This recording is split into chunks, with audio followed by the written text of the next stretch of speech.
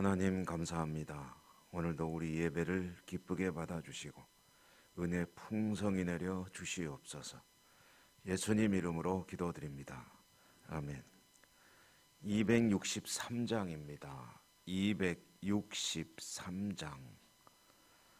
통일찬송가는 197장.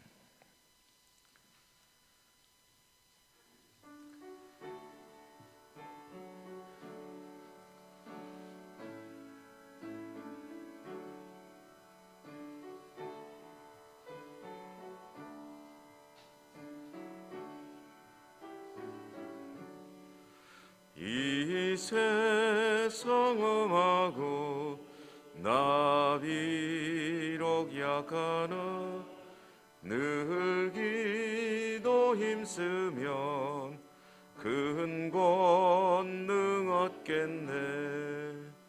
주의 은혜로 대속받아서 비와 같이 붉은 죄 눈같이 이겠네.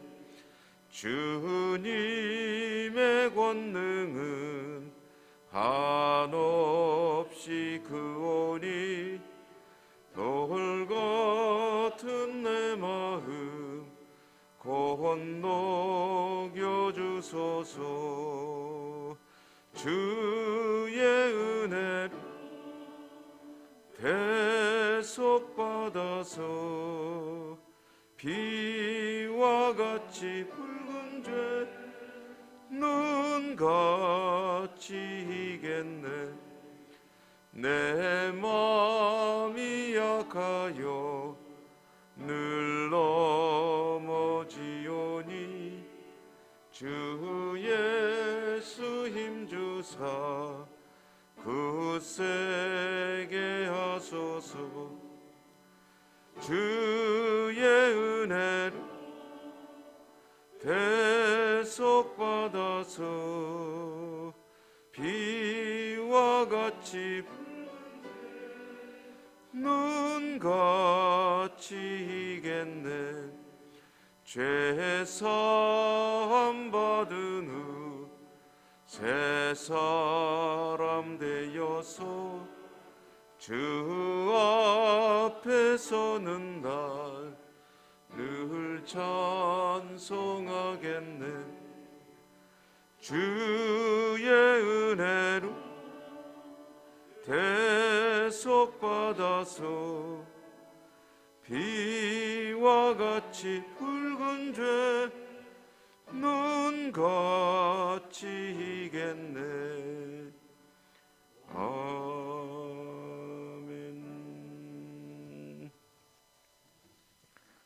오늘 창세기 43장입니다.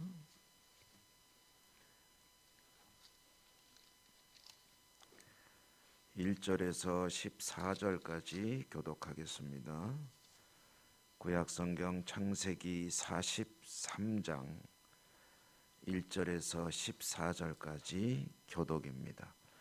그 땅에 기근이 심하고 그들이 애굽에서 가져온 곡식을 다 먹으며 그 아버지가 그들에게 이르되 다시 가서 우리를 위하여 양식을 조금 사. 유다가 아버지에게 말하여 이르되 그 사람이 우리에게 엄히 경고하여 이르되 너희 아우가 너희와 함께 오지 아니하면 너희가 내 얼굴을 보지 못하리라 하였으니 아버지께서 우리가 내려가서 아버지를 위하여 양식을 사려. 아버지께서 만일 그를 보내지 아니하시면 우리는 내려가지 아니하리니 그 사람이 우리에게 말하기를 너희의 아우가 너희와 함께 오지 아니하면 너희가 내 얼굴을 보지 못하리라 하였음이니이다.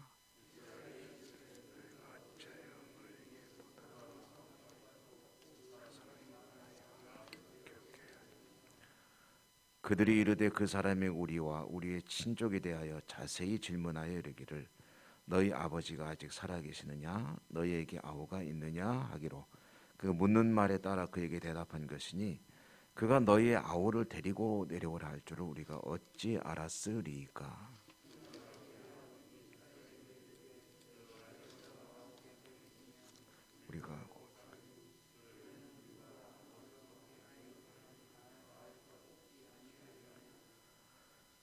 내가 그를 위하여 담보가 되오리니 아버지께서 내 손에서 그를 찾으소서. 내가 만일 그를 아버지께 데려다가 아버지 앞에 두지 아니하면 내가 영원히 죄를 지리이다. 우리가 지치지 두 번 갔다 왔으니 그들의 아버지 이스라엘이 그들에게 이르되 그러할진대 이렇게 하라. 너희는 이 땅의 아름다운 소산을 그릇에 담아 가지고 내려가서 그 사람에게 예물로 드릴지니 곧 유향 조금과 꿀 조금과 향품과 몰약과 유향나무 열매와 감 복숭아이니라.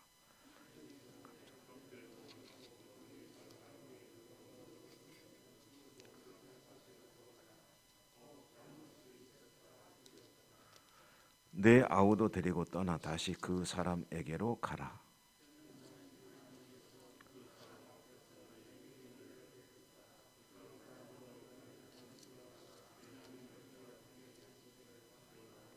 내가 자식을 잃게 되면 이르리로다. 아멘. 오늘도 주님의 은혜가 풍성하게 임하시기를 기원드립니다. 이제 이집트에 가서 약간의 양식을 얻어왔습니다. 그런데 시므온이라고 하는 형제를 요셉의 형들은 그 땅에 두고 왔죠. 그리고 가져온 양식이 이제 얼마 안 가서 바닥이 났다 하는 이야기죠. 다시 양식을 구해야 됩니다. 구하려면 이집트로 가야 됩니다. 이집트로 가려면 형들은 요셉이 요구한 그 조건이 있었죠. 막내 동생을 데리고 가야 한다. 양식이 떨어지니 아버지 야곱은 이제 아들들에게 가서 또 다시 양식을 구해올 것을 요구하죠. 그때 형제들이 특별히 이제 그 중에 또 대표로 나서는 사람이 유다입니다. 유다가 대답해서 하는 말이 그 사람이 애굽의 주인인 그 사람이 말한 대로 하지 않으면 우리가 그 사람에게 가봤자 아무 소용이 없습니다. 라고 대답을 했죠. 그러니 베냐민을 우리와 함께 보내주십시오. 그러면 가서 양식도 얻고 무사히 돌아오도록 힘쓰겠습니다. 야곱은 이제 원망을 해봅니다. 너희가 왜 베냐민 얘기는 꺼내가지고 그 사람이 베냐민을 데려오게 하느냐라고 말하면서 원망을 하는데 이 성경을 읽으면서 드는 생각은 지난 일 가지고 얘기하는 것은 사실 아무런 도움이 되질 않습니다. 속상하는 마음에 물론 그런 얘기를 꺼내보겠지만 이야기하는 사람에게나 듣는 사람에게나 마음만 상할 뿐이지 이 상황을 호전시키는데 아무런 도움이 되지 않습니다. 그냥 지나간 이야기를 자꾸 곱씹고 그것의 의미를 새기고 왜 그랬을까 하면서 자꾸 생각하는 것은 그냥 괜히 마음만 우울해지고 기분만 나빠지고 혹시 입 밖에 내놓게 되면 듣는 사람이 기분 또한 좋을 게 뭐가 있겠습니까? 그러므로 이제 지나온 이야기를 너 왜 그랬어? 라고 말하는 그것은 아무 도움이 되질 않습니다. 중요한 것은 앞으로 어떻게 할 것이냐가 중요한 거죠. 지나간 일은 돌이킬 수 없는 것이고 이제 앞으로가 중요한데 여기서 이제 아버지와 아들들은 그럼 어떡하느냐 할 때 유다가 베냐민 책임질 테니까 가서 양식을 구해 오게 하십시오. 안 그러면 어차피 다 죽습니다. 굶어 죽기는 마찬가지입니다. 이래 죽으나 저래 죽으나 마찬가지인데 베냐민을 맡겨주시면 제가 제 목숨보다 소중하게 여기고 다녀오겠습니다. 라고 대답을 하고 뭐 어쩔 수 없이 야곱은 이제 그러면 가봐라 하는 말이 내가 자식을 잃게 되면 이르리로다. 꼭 잃어야 된다면 내가 어쩔 수 있겠느냐 하는 그런 뜻이죠. 할 수 없다면 그거는 내 힘으로 어쩔 수 없는 것은 어쩔 수 없지. 다녀오너라. 그리고 이번에 갈 때는 선물을 좀 가지고 가라 하는데 여기서 나오는 선물들이 이제 유향이니 꿀이니 하는 것들인 걸 보면 이제 기근이 들어서 양식은 없지만 다른 어떤 생산물들은 조금씩은 나왔던 모양이다 하는 것을 알 수가 있습니다. 아니면 뭐 보관해 놨던 것일 수도 있겠죠. 그렇게 해서 이제 이집트로 다시 곡식을 구하기 위해서 떠나게 되는데, 돈은 먼저 번에 곡식을 살 때에 요셉이 그걸 그대로 다 돌려줬기 때문에 이제 자루에 넣어놨었죠. 그러므로 이번에는 2배를 가져와라. 그래서 먼저 것 곡식값을 치르고 이번에 또 새로 구입하는 곡식값을 치르고, 그렇게 하기 위해서 이제 2배를 가지고 가서 선물도 가지고 가서 최선을 다해 봐라 하고 야곱이 이제 보내는데, 여기서 굉장히 중요한 말이 나오죠. 14절에 보면 전능하신 하나님께서 그 사람 앞에서 너희에게 은혜를 베푸사 그 사람으로 너희 다른 형제와 베냐민을 돌려보내게 하시기를 원하노라. 이 말을 우리 일상적인 말로 풀어본다면, 하나님께서 도와주셔서 시므온도 그리고 베냐민도 너희들도 무사히 다 돌아오게 되기를 기도한다 하는 그런 말과 함께, 그리고 혹시 이제 만약에 내 자녀들을 자식들을 잃게 되면 그거는 어쩔 수 없는 일이 아니겠느냐 하고 대답을 하면서 이제 아들들을 이집트로 보내는 장면입니다. 여기서 야곱이 전능하신 하나님께 의지한다 라는 이 말은 야곱의 신앙의 표현일 수 있을까 하는 것을 한번 생각해 봅니다. 야곱이 정말 하나님을 믿고 의지하면서 내가 여기서 기도할 테니 너희들은 다녀오너라, 그런 의미로 말을 한 것일까? 아니면은 다른 어떤 뜻이 들어있는 것일까? 만약에 야곱이 믿음으로 하나님께 의지하면서 나는 기도할 테니 하나님께서 도와주실 것이다, 다녀오너라 라고 말한 것이라면 참 바람직한 것이죠. 좋은 일입니다. 그런데 성경의 흐름을 보면은 야곱이 믿음이 있어서 이와 같은 말을 한 것 같지는 않습니다. 왜냐하면 지금까지 수많은 위기가 있을 때 야곱이 순순히 하나님 앞에 무릎을 꿇고 기도를 한 모습은 사실 별로 보이질 않습니다. 언제 하나님께 나아가냐면 마지막 코너에 몰릴 때, 더 이상 대책이 없을 때, 자기가 죽든지 자기 가족들이 죽든지 어떻게든지 뭔가 더 이상 말하자면은 선택할 대책이 없을 때, 대안이 없을 때 그는 하나님께 이제 간구를 하죠. 야곱이 하나님과 교통하는, 교제하는, 만나는 그런 장면들을 보면은 정말 극적인 경우들이 대부분입니다. 이제 아버지와 형을 속이고 도망갈 때 광야에서 어디로 갈 바를 모르고 내일이 없는 그런 상황에 몰렸을 때 하나님을 찾은 것도 아닌데 하나님이 그를 만나 주시죠. 그리고 약속의 말씀을 주십니다. 네가 어디로 가든지 내가 너와 함께 하겠다. 너에게 가지고 있는 내 계획을 이룰 때까지 너를 떠나지 않겠다. 그리고 너를 내가 살아야 될 이 땅, 이곳으로 돌아오게 하겠다라고 약속을 하시죠. 그 약속 붙들고 야곱은 서원을 하고 떠납니다만은 그 사건이 야곱에게 특별히 신앙적으로 의미가 있었던 것 같지는 않습니다. 왜냐하면 성경을 보면은 야곱이 믿음으로 산 사람이 아니었거든요.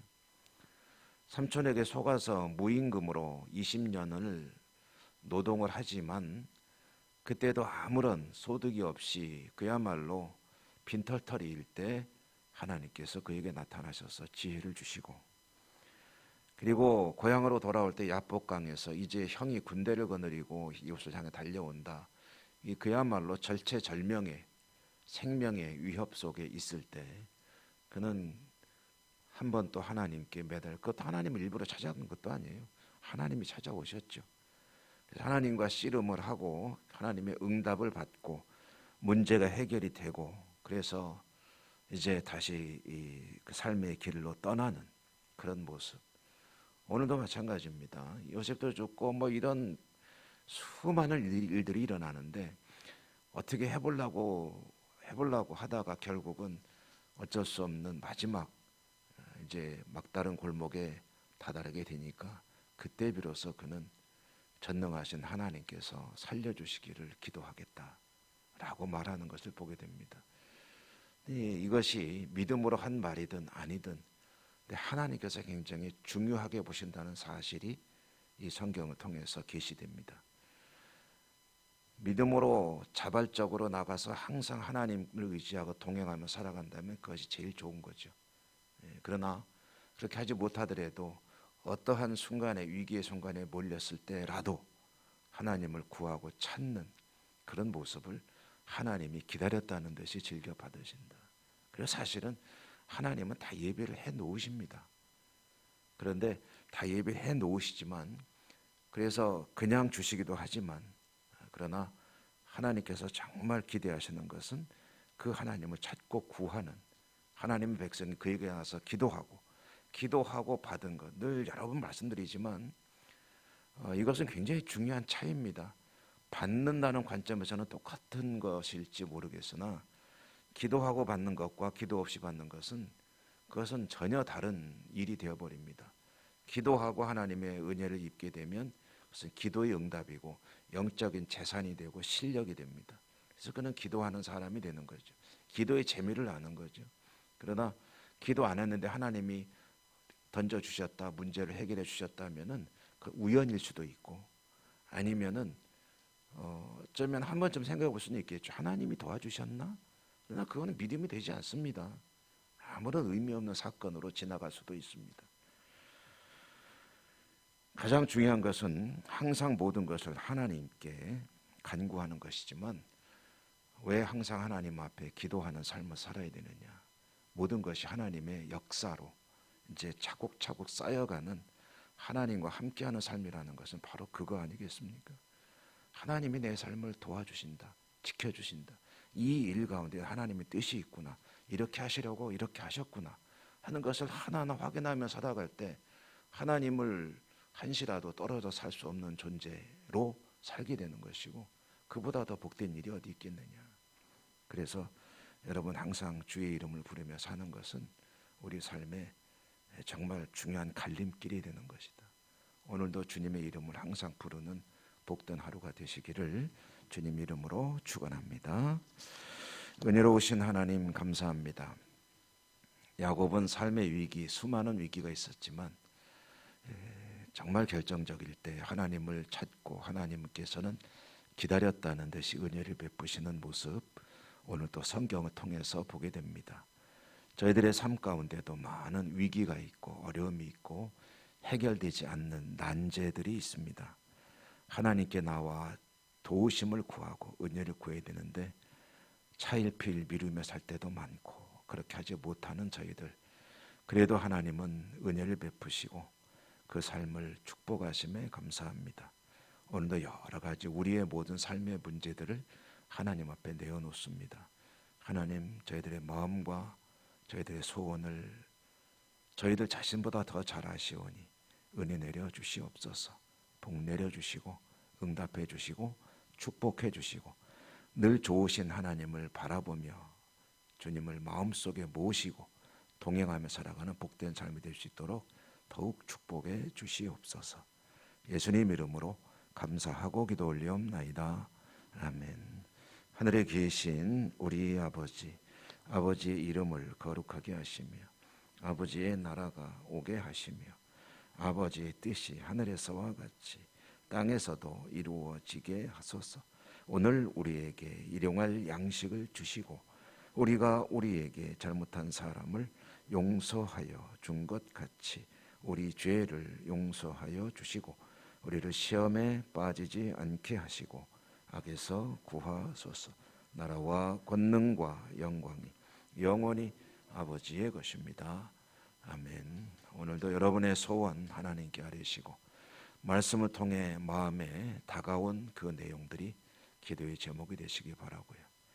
그리고 또 가지고 나온 기도 제목과 함께 공동으로 기도하는 여러 가지 기도 제목들을 하나님께 아뢰시기 바랍니다. 교회를 위해서 기도해 주시고 나라와 민족과 여러 가지 사건 사고로 아파하는 이들을 위해서도 기도가 필요하죠. 지구촌의 평화를 위해서, 해외 선교지를 위해서, 우리 교회 연세 높으신 어른들의 건강을 위해서도 늘 기도해 주시고 특별히 질병과 싸우는 분들을 위해서도 오늘도 꼭 기도해 주시기 바랍니다. 정책당회가 잘 진행이 되어서 내년을 잘 준비하는 오늘과 내일의 일정이 될 수 있도록 위해서 기도해 주시고요. 이런 여러 가지 기도 제목 가지고 주여 한번 힘차게 부르고 기도하겠습니다. 주여